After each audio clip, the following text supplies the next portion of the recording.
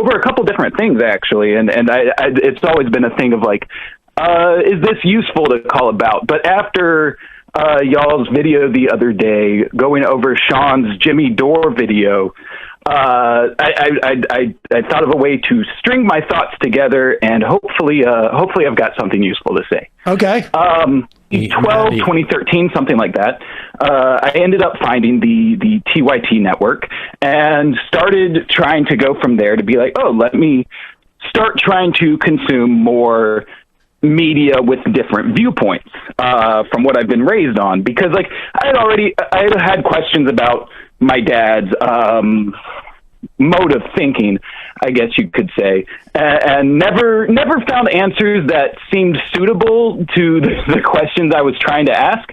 And TYT, to a degree, was doing that.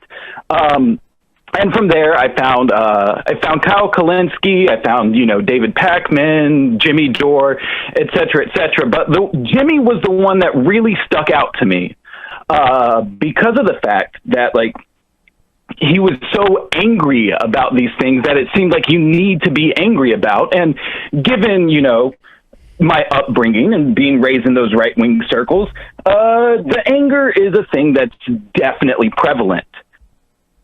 All during this time, I'm still, Jimmy Dore has become my main, I guess, source of YouTube news content. I was watching his live streams.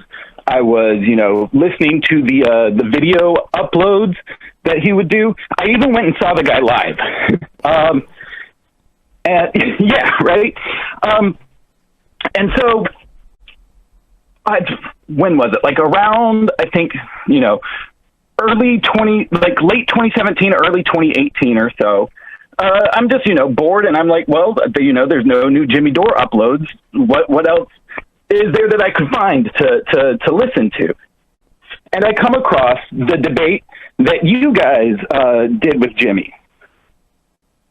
And it was a situation of like, just all of a sudden, like the cloud clearing and being like, wait a second. Wow. I had seen these guys before on YouTube, but like they came off, y'all do a bit of a more dry show. You could say boring. You could say boring. You could say we're all high. I don't know what you're talking about. There's a difference. But he's literally drinking on air, and we're just high. That's the difference.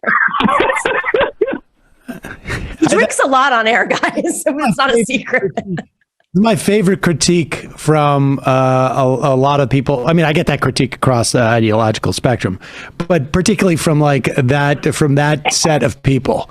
Like, it's a boring ass show. Well, I mean, like, that's not really what we're talking about. We're talking about how inaccurate the material that Jimmy's doing. But yes, it may be a boring ass show. Right. I mean, we try and maintain an exclusive audience, and one of the ways that we do that is by weeding out people who need something a little bit more interesting and exciting. That's the way we do it.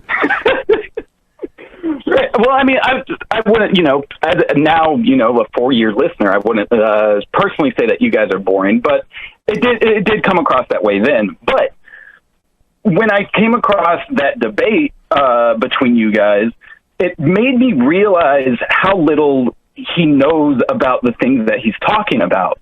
And immediately I switched course, came over, became a consistent Majority Report listener. And to bring this back around to what I was saying with the entirety of the Sean video, my sister, my older sister, is an epidemiologist.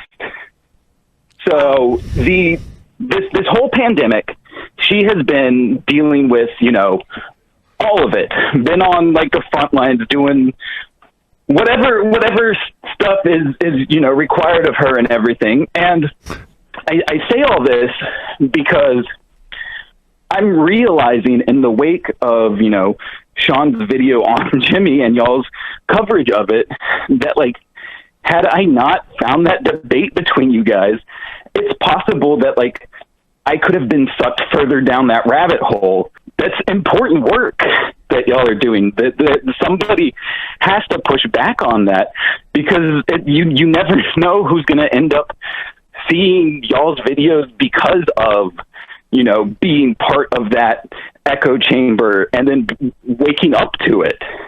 If you don't like actually care about what you're saying and care about your audience, then you're chasing the money. Yeah, and I don't even know how conscious people are of that happening.